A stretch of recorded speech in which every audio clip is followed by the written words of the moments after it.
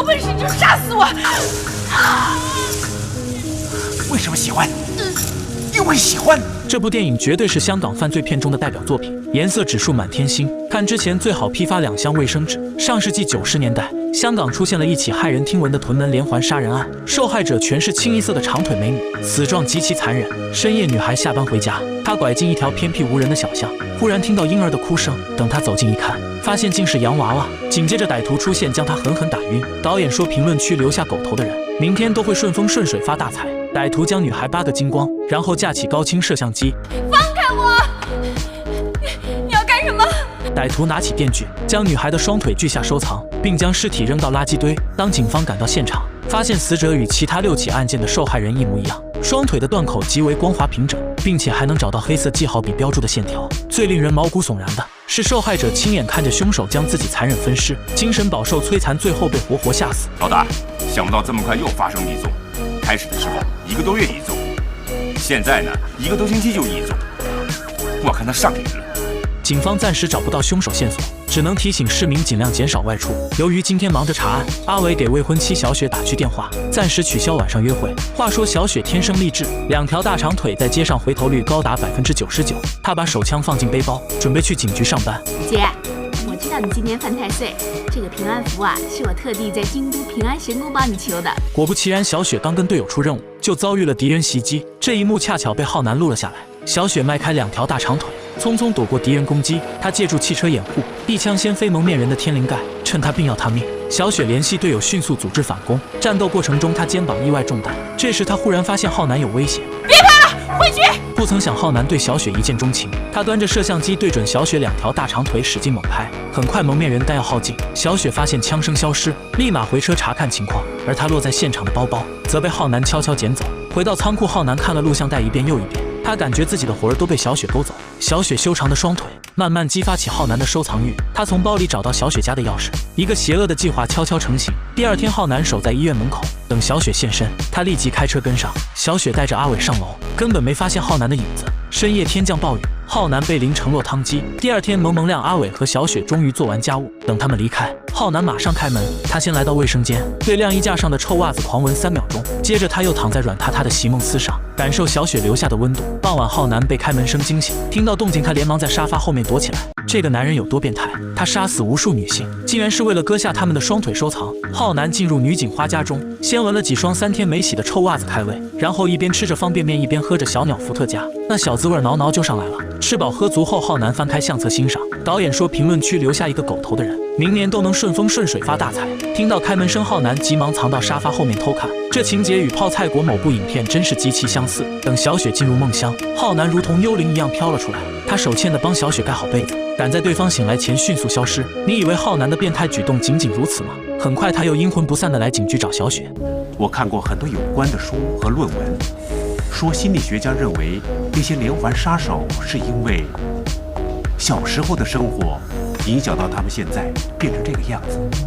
废话，那些心理学家有的对有的不对，他们根本不能够投入，研究一辈子也没有用。小雪懵嘚了，啥玩意儿都来找他讨论哲学，他的时间很宝贵的好不好？然而浩南接下来的举动更令他抓狂。你的腿外长是40，内长应该是33，大腿19，小腿应该是12。你穿的鞋不会超过37.5。小雪听得后背发凉，可是她无论如何都无法将浩南与杀人凶手联系在一起，因为他的行为实在超出正常人的认知。临走前，浩南拿出一个精致的盒子，并嘱咐千万不要打开，否则今天就会有不好的事情发生。他前脚刚走，小雪就迫不及待地拆开礼物，没想到里面竟放着一只粉红色的咖啡杯。见状，小雪赶紧叫同事抓人，原来杯子正是昨晚小雪意外摔碎那一只。之后她打开浩南留下的录像带，看着满屏的大长腿，同事不禁投来异样的目光。与此同时，检验科拿来报告，杯子上没有留下任何指纹。警局顿时变得人心惶惶。反观浩南则镇定自若地回到小雪家洗澡。这天碰巧小雪妹妹小美回家，她刚进入卫生间就被吓得魂儿都飞了。浩南拎起箱子朝她脚踝轻轻一甩，接着调高音乐，凶神恶煞地朝小美走去。浩南使出龙爪手，没一会儿就将小美掐晕过去，分寸拿捏得极其到位。傍晚，小雪回家发现客厅比猪窝还乱，看着地面散落的衣物，她敏锐意识到小美已经遭遇不测。这时楼下响起汽笛声，只见浩南举着照片，无比嚣张地朝2人示威。等小雪和阿伟追到马路，浩南消失得无影无踪。晚上他把车停在路边，那家伙玩得老嗨了，见老奶奶过来贴罚单，他赶紧捂住小美的嘴巴。第二天，检验科突然传来一个坏消息，报告证实，在麦丹姆家里检验到的其中一种衣物纤维，跟第7个女死者李素姬身上检验到的是一模一样。接着浩南打来电话，叫小雪做他的女朋友，否则他就把小美干掉。警方布下天罗地网，严格保护小雪的安全。路上，小雪接到电话，浩南命令他甩掉所有警察，不然就等着给小美收尸。无奈小雪一脚地板油，哧溜一下消失在众人视线当中。按照指示，小雪开车来到废弃工厂。站住！往前面的圆通走，要左脚先走，左右左。小雪提心吊胆地走到缝隙之中，还没等她反应过来，浩南一棍子将她砸晕。等小雪醒来，发现自己已经被吊在天花板上。你别当我是疯子，虽然我们只见过一次，但是我真的很爱你。很爱我？爱一个人是要付出的，你为我付出过什么？浩南提溜起衣服，露出胸口刻的血字。脱裤子。听不懂中国话，叫你脱裤子。不要，我脱。这个女警花遇到超级色魔，只要她不按照指令乖乖照做，马上就会受到最残酷的惩罚。为了妹妹的安全，小雪一脚地板油甩掉同事，迅速来到郊外荒废的工厂。还没等她反应过来，就被一棍子敲晕过去。你究竟要怎么样才能放过我们？我只是想你对我好一点点。那为什么还绑着我？就是因为你对我不好。小雪发现浩南情绪越来越偏激，她急忙答应做对方的女朋友。当绳子解开的一刹那，她迅速扑向旁边的茶几，计划进行得很顺利。可是浩南并没有出现预想中惊慌失措的表情，原来子弹早已被他取走。你不讲信用。话音刚落，浩南就磕了一颗花生米。小雪气得咣咣给他2脚打通肠胃。小雪见浩南水平太菜，警惕心立马放下大半。结果他刚去给妹妹解绳子，就被浩南抓住破绽狠虐一顿。小雪被五花大绑起来，浩南将烙铁放在酒精灯上炙烤，他要给小雪留点刻骨铭心的印记。下一秒，撕心裂肺的惨叫声不断在空中回荡。正当浩南得意地欣赏自己作品时，小美一棍子抽得他满脸菊花开。谁料浩南防御力惊人，不到5秒钟就结束昏迷状态。小雪叫妹妹快跑，可是小美早被吓得浑身发软。